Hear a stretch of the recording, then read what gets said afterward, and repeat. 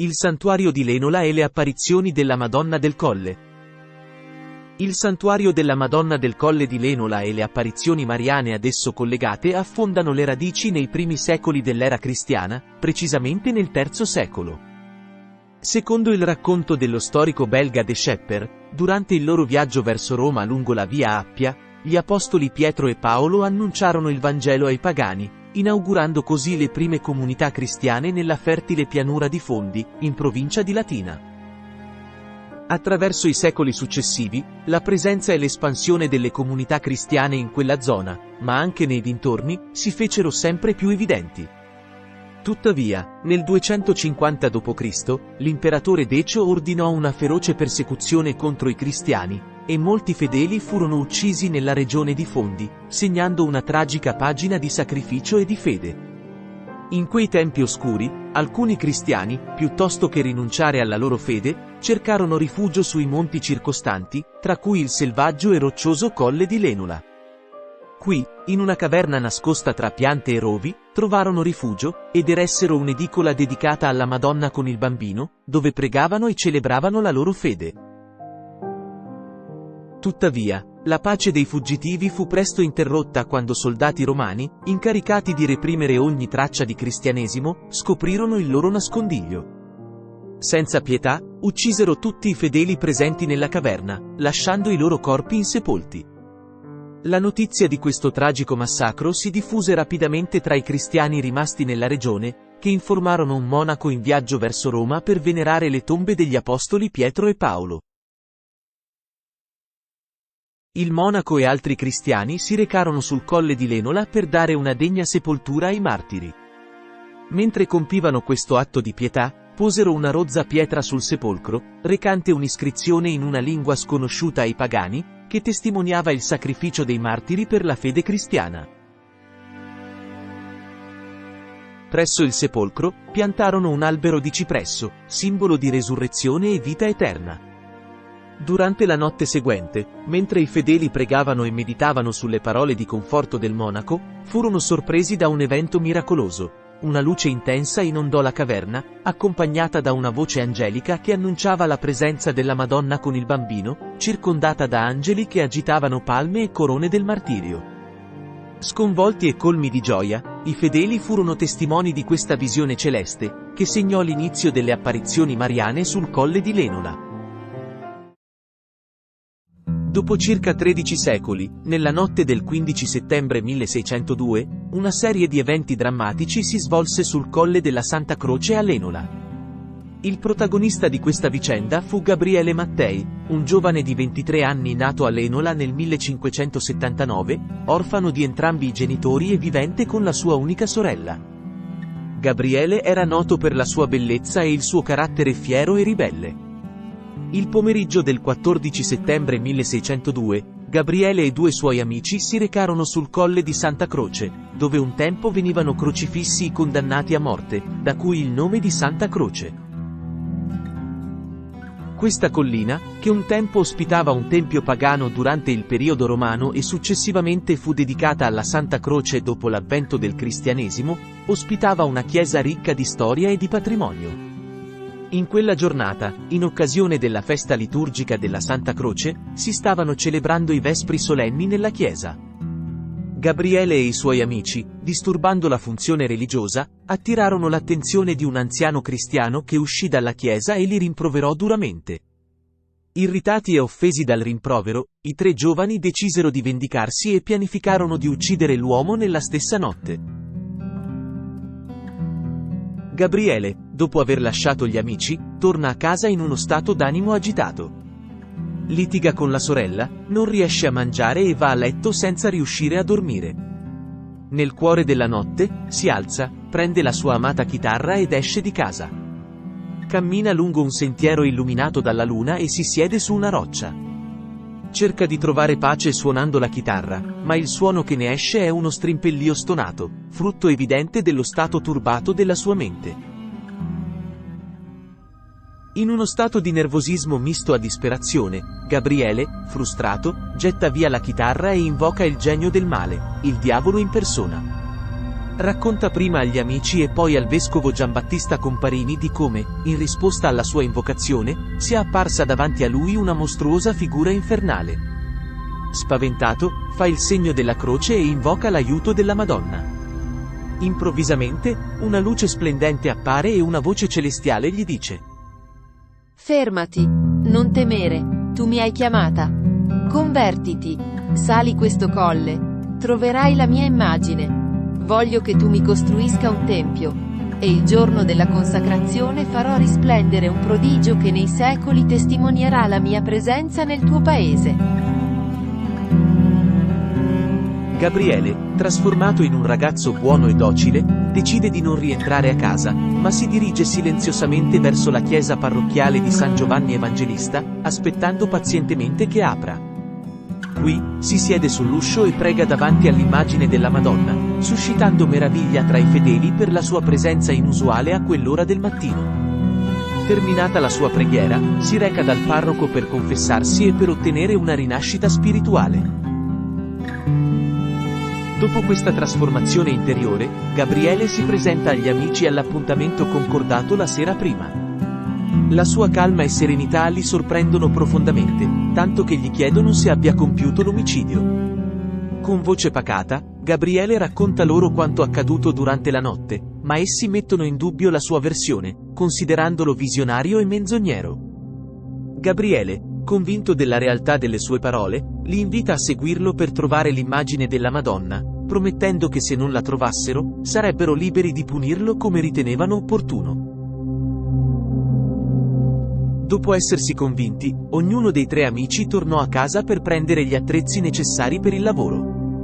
Insieme, si diressero verso il luogo impervio, spingendosi tra rovi e cespugli. Nonostante le ore di disboscamento, non ottennero alcun risultato e si fermarono stanchi e delusi. Tuttavia, incoraggiati dalle parole di Gabriele, ripresero il lavoro. Proprio quando sembrava che non ci fosse speranza, scoprirono un vecchio rudere nascosto sotto la vegetazione, sotto la chioma verde di un antico cipresso. Dopo averlo ripulito, videro l'immagine della Vergine col bambino dipinta sul muro, che sembrava emanare sangue dal labbro inferiore. Profondamente commossi e colmi di gioia, si inginocchiarono, pregando e piangendo. Nel frattempo, nel paese, un gruppo di bambini annunciava a tutti il prodigio avvenuto sul colle. Sul colle è stata trovata l'immagine di Maria. Andiamo sul colle. Dopo che i bambini annunciarono l'evento, molte persone di ogni ceto credettero e si affrettarono sul colle, dove videro l'immagine miracolosa della Vergine col bambino, con il labbro inferiore che sembrava stillare sangue. Dopo aver pregato e parlato con Gabriele e i suoi due amici, corsero giù per raccontare ciò che avevano visto. La notizia si diffuse rapidamente, arrivando alle orecchie del vescovo di Fondi, Monsignor Giovanni Battista Comparini, che si trovava a Lenola per consacrare la nuova chiesa parrocchiale. Convocò le autorità religiose e civili e le esortò a recarsi sul colle per verificare personalmente l'accaduto. Dopo aver parlato con i tre protagonisti e accertato la veridicità dell'evento, il vescovo Comparini li fece testimoniare sotto giuramento e li invitò a narrare l'accaduto.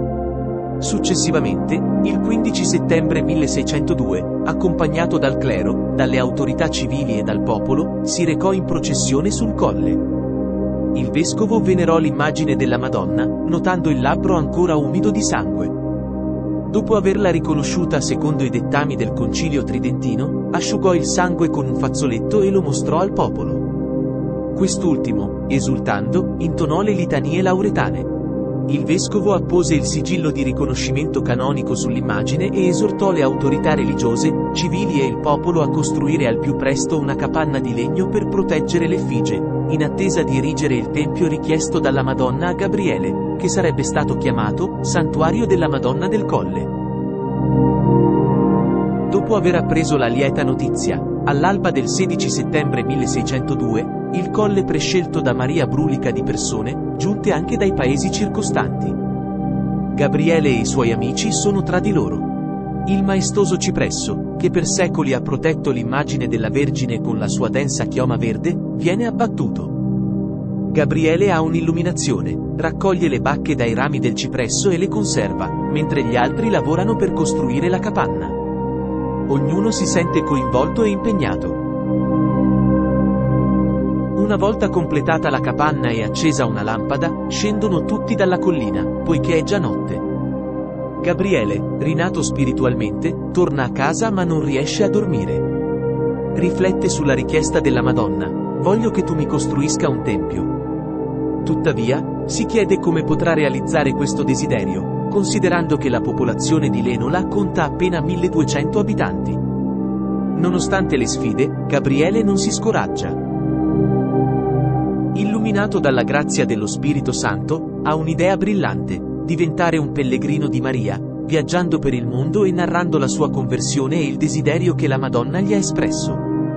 Prima di intraprendere questo rischioso viaggio, decide di consultare il vescovo Comparini. Quest'ultimo non solo lo ascolta, ma lo incoraggia e gli impartisce la sua benedizione. Pieno di entusiasmo, Gabriele fissa la primavera del 1603 come data per iniziare il suo pellegrinaggio. Gabriele indossò il saio, si riempì le tasche di bacche di cipresso e si caricò una bisaccia sulle spalle prima di partire, raccomandando ai suoi compaesani di livellare la sommità del colle. Prima della partenza, fece realizzare un disegno dell'immagine della Madonna dal disegnatore Andrea Coti di Catania, che portò con sé come un emblema. Attraversò tutta la provincia e giunse a Napoli, dove guarì un giovane della famiglia nobiliare Stigliano con un infuso di bacche di cipresso. Gabriele bussò ad ogni porta presentandosi con il saluto Deo Gratias, da cui derivò il nome, Fra Deo Gratias, con cui divenne noto. Attraversò l'Italia, valicò le Alpi e si recò in Francia, Spagna e Portogallo, compiendo un pellegrinaggio che durò 3 anni. Durante il suo viaggio, Gabriele accumulò ricchezze e al suo ritorno in Italia si verificò l'ultimo intervento miracoloso del suo pellegrinaggio. Nella chiesa di Sant'Ignazio dei Gesuiti a Roma, guarì il figlio cieco della nobile famiglia Taglietti semplicemente lavandogli gli occhi con l'infuso di bacche di cipresso.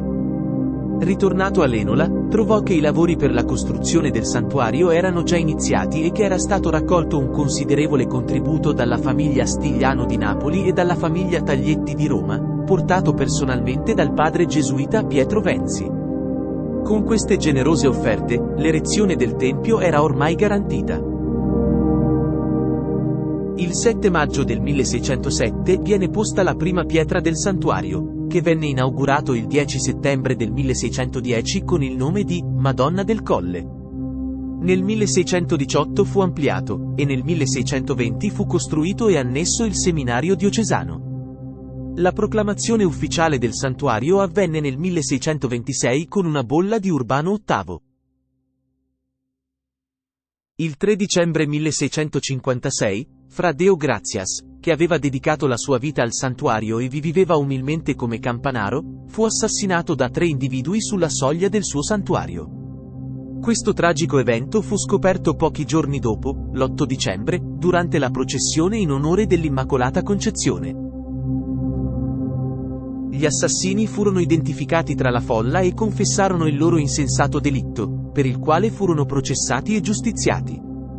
Forse era destino che in quel luogo, dove molti cristiani avevano subito il martirio, anche Fra Deo Gratias fosse martirizzato. Aveva 77 anni ed ora riposa nel santuario che ha contribuito a erigere.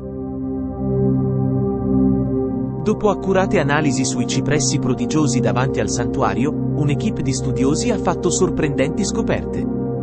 Nel 1952, il Ministero dell'Agricoltura e Foreste, insieme ad altri ricercatori, ha osservato che i cipressi, apparentemente ibridi, crescevano senza terra, con le radici direttamente sulla roccia. Dopo aver piantato alcuni semi estratti, si scoprì che erano pienamente fertili. Nel corso degli anni, altri esperti provenienti da varie parti del mondo, compresi botanici, sacerdoti e scienziati, hanno esaminato questi cipressi con stupore, notando che, nonostante le condizioni avverse, crescono rigogliosi da 365 anni, producendo annualmente fresche bacche. Nessuna spiegazione scientifica è stata trovata per la straordinaria presenza dei 2 rami di cipresso sulla facciata del santuario. Si ipotizza che possa essere il prodigio promesso dalla Madonna a Gabriele Mattei nel 1602, quando annunciò: «Quando sarà consacrato il Tempio in mio onore, farò risplendere un prodigio che testimonierà, nei secoli, la mia presenza». Nel 1628, durante l'inaugurazione del santuario, furono fissati rami di cipresso sulla facciata, ma sorprendentemente 2 di essi attecchirono direttamente sul cornicione di travertino senza terra. Questo fenomeno, durato oltre 3 secoli, non ha precedenti e continua a essere un mistero, lasciando il santuario adornato da quei cipressi sempre verdi come testimoni silenziosi della sua inaugurazione.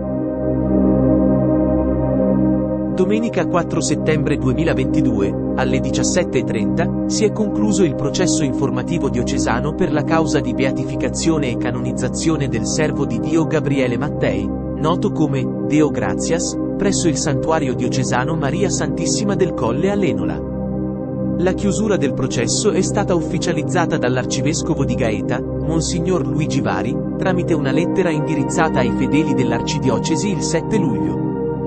Monsignor Vari ha sottolineato che, in questo tempo che tende ad inchiodare ognuno ai propri errori e che si è dimenticato del perdono, in una cultura che dà poca fiducia alla possibilità di cambiare, la vita perdonata di Gabriele Mattei è come un sospiro di sollievo e fa nascere nel cuore e sulle labbra il ringraziamento e il ripetere il nome con cui era conosciuto: Deo Gratias.